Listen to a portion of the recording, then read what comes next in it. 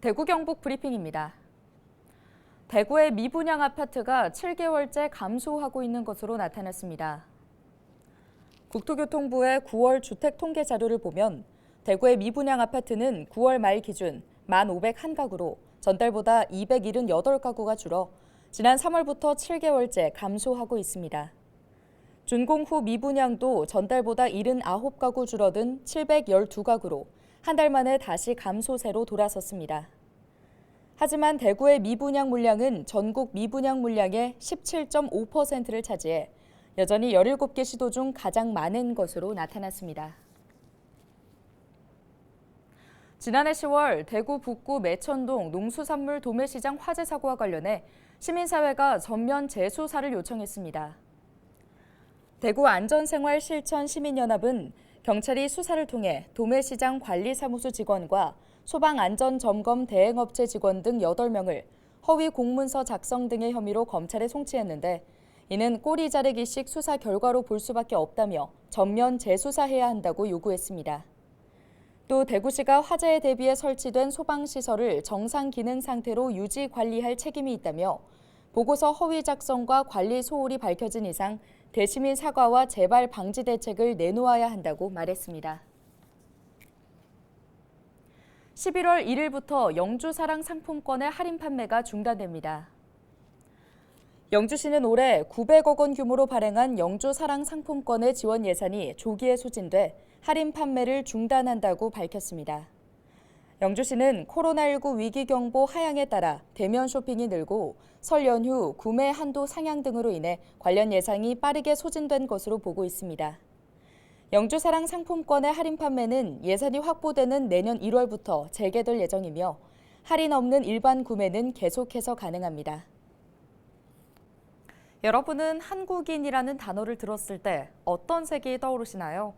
여러분이 방금 떠올린 그 한 가지 색이 이젠 여러 가지 색이 될 날이 얼마 남지 않았는데요. 내년부터 우리나라가 다인종 국가가 될 것이라는 소식에 기대와 우려가 함께 나오고 있습니다. 더 자세한 내용 영상으로 준비했습니다.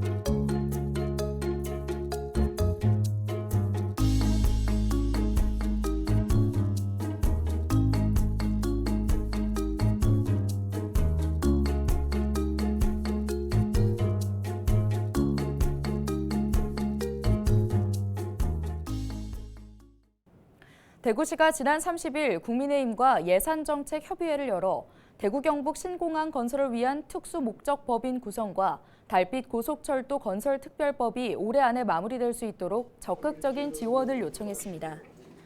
이번에 논의된 정책 현안에는 중소기업은행 대구 이전을 위한 관련법 개정, 신공항 철도 사업의 예비 타당성 조사 면제 등도 포함됐습니다.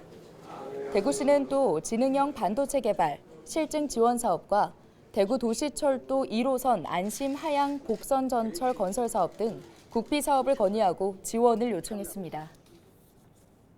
대구시는 안정적으로 사업을 추진하고 투기 거래와 급격한 지가 상승을 막기 위해 괴전동 2번지 10만여 제곱미터 일대를 토지거래 허가구역으로 지정하고 향후 5년 동안 관리한다고 밝혔습니다. 이에 따라 거래 면적이 일정 규모를 넘으면 매매계약 체결 이전에 동구청의 토지거래 허가를 먼저 받아야 하며 일정 기간 허가받은 목적대로 이용해야 합니다. 지금까지 대구 경북 브리핑이었습니다.